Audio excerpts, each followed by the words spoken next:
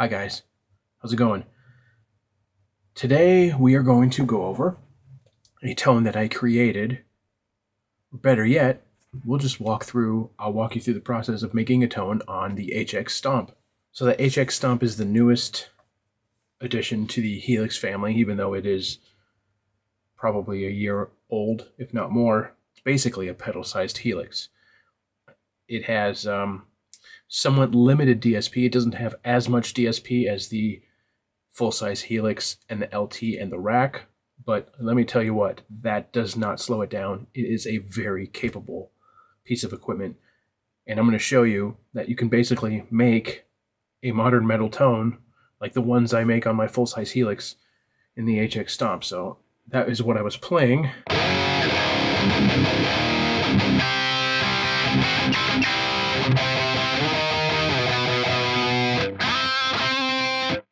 And there's also a turn the Snapshot 2 on.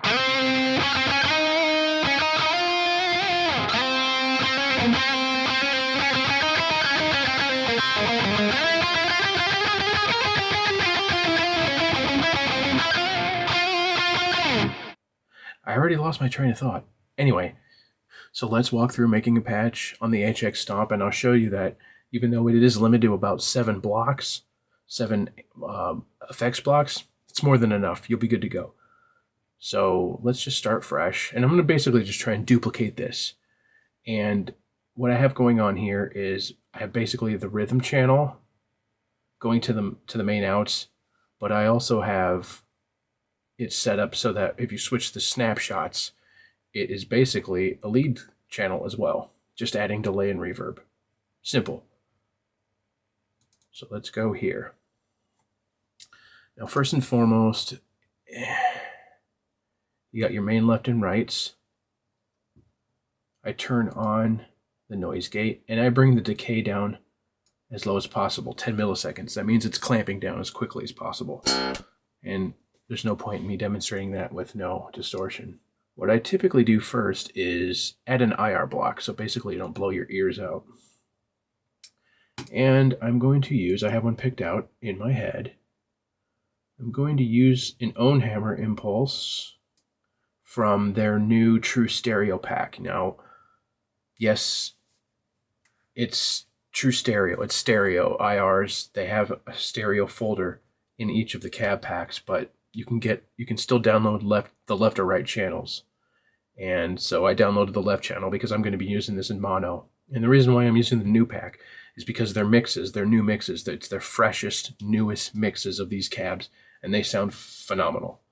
So I'm using, and just so you guys all know, I'm not sponsored by Ownhammer. They don't give me anything for free. I literally bought this pack today. So I'm using the Ownhammer 412 Trad, which is the traditional Mesa 4x12 with V30s. And it is one of the pre-mixed IRs. So it's called OH412 TRAD V30-MB1 left L pocket. What does that pocket mean? Now, if you look in the user manual, if you read the user manual in your IR pack, it says pocket, right in the pocket for guitar as accompaniment, healthy and even but slightly reserved. Whatever that means, it doesn't matter to me. It sounded the best to my ears. And I just anticipate not having to do a ton of post EQ with this IR. I mean, to me, it just sounds great. So that's the IR block I'm using.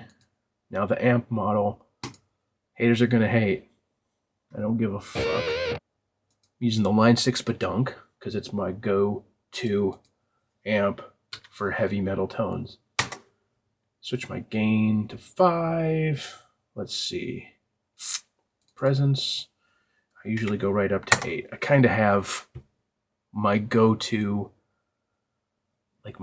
feel-good settings for the Badunk, and then I always tweak that depending on the IR. But I did a little legwork and sort of cheated, and I know what I want with this. So I put the channel volume up to 10, the presence to 8, I think I have the highs about 6. Let's just name this real quick. So we'll call it Metal Stomp.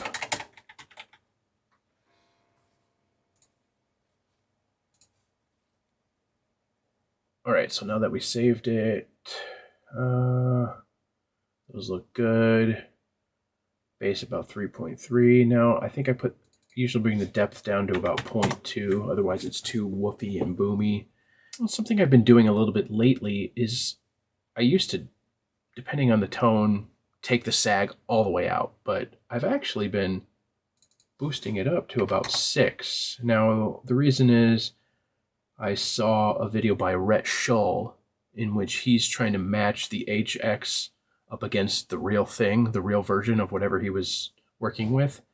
And he said if you raise the sag up a little bit in that particular amp, it makes it feel a little bit more. It makes it react a little bit more like a real amp. So I've been kind of doing that in my most recent experimenting. So I raise that up to 6, and then the bias X I'm raising up to 5.5 because I feel like I read somewhere, and it does seem to feel that way, that if you raise the bias X a little bit, it seems to tighten up the low end. I could be talking out of my ass, or there could be some truth to it. Experiment for yourself. Don't take my word for everything. So that's what we got.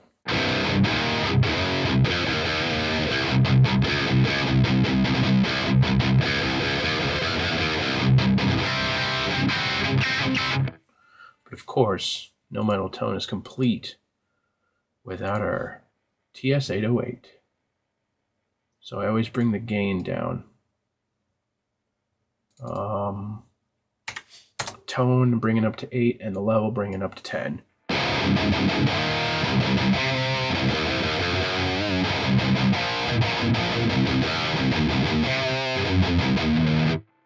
Now, you got to mess with the tone because while you raise the tone, it'll kind of enhance the top end, but it can also make this like unpleasant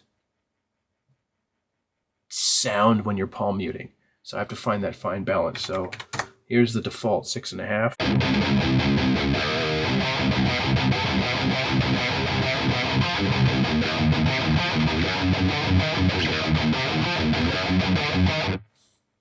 Bring it up to 8.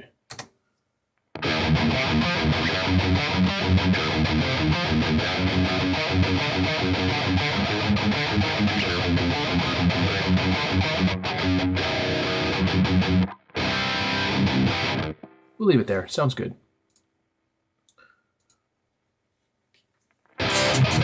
So, I mean, guys, so far we've used 3 blocks. We have our noise gate on the input, so that's nice. We got the distortion block, we got the amp block, we have an IR.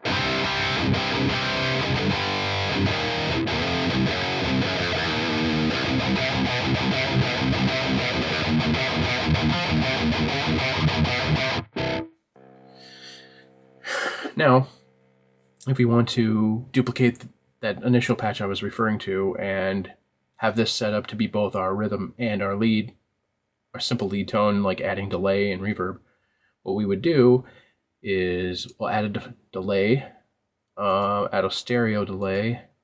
Now, obviously, adding a stereo delay isn't going to do you any good if you're recording a mono track. So take that with a grain of salt. Oftentimes, when I'm recording a solo or something where I want to kind of have some ambiance or like a lead sound, I will not record with the effects from the Helix. I'll add those in post in the mix. So I'll add a delay or I'll add a reverb. I don't always do that. Sometimes I will record with a stereo track using the reverb and delay inside a Helix. So just, it depends on your workflow. It depends on what you're doing, depends on what you're going for. I don't always do it the same way each time. But, like I said, we're going to add a delay block. We're going to add a stereo delay because I'm listening on stereo headphones. And let's just save ourselves some time and copy the delay and reverb from my other patch. We can go over those settings just so this video doesn't end up too long. So delay, we're going to copy. We are going to paste the block in. Now I had a question. So first off, that is a dual delay. Okay. I have the left time at 300 milliseconds, the right time at 500 milliseconds, the left feedback at 25%, the right feedback at 25%, the left mix at 35, the right mix at 35. The level is defaulted at 0 dB. I have the low cut at 230 hertz, so I'm rolling off a lot of low end. And then I have the high cut all the way down to 4.6K, so I'm cutting a ton of high end. So basically, it's going to sound a little more dull and not take away from your main guitar tone. The modulation I have off. And now I had a question about how you get that second line of effects. So in one of my other videos, I think I stacked IRs. So it's like you have the main line and the second line. If you don't know what I'm talking about, I'm about to show you right now. So what you do with this block is you just drag it down and then boom, it creates another path. It's like an extension.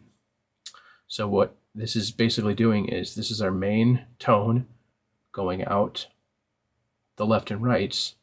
And then we're basically, it's a Y cable here. It shows it, a split Y, and you can control the balance. So there's our delay.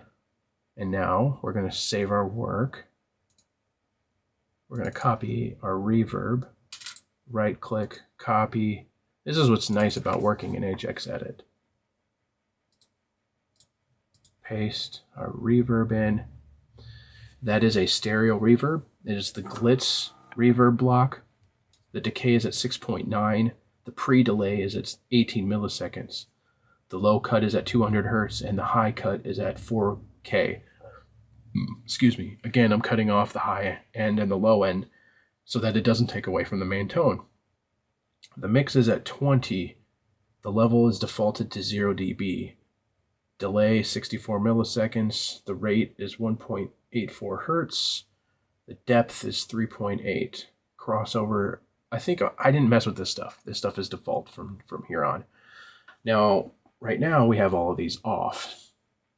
We can turn them on.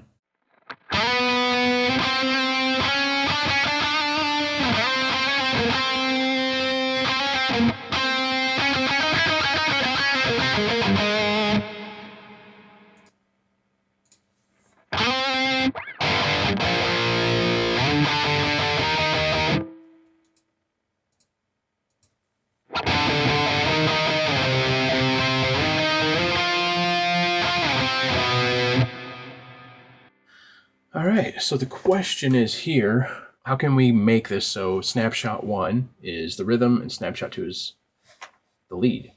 So you want to assign these to one of the pedals. So I'm going to assign the delay to foot switch 1. Now what I did is I right clicked, I went to bypass assign foot switch 1, and then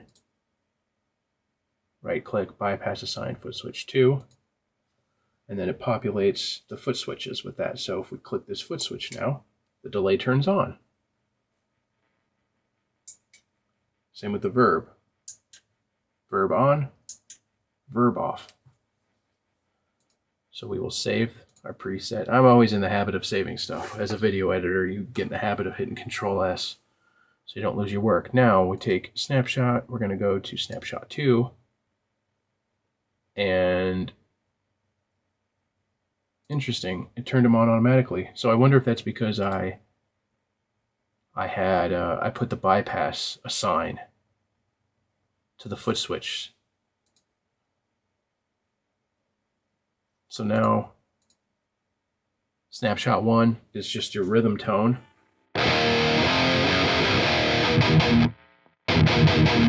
Dry rhythm tone. Snapshot 2.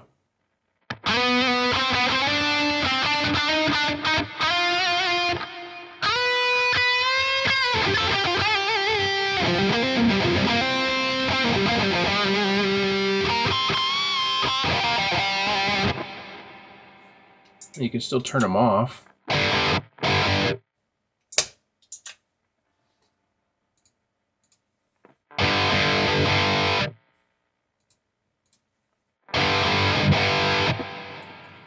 So now that I'm thinking about it, it probably just copied over the behavior from the last preset, which is why when I put it on Snapshot 2, it automatically turned them on.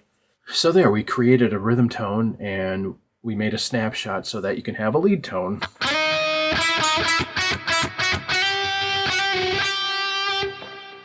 All right, now before I start getting too rambly, that's it. There is a rhythm tone and a lead tone in HX Stomp. It's as simple and easy as that.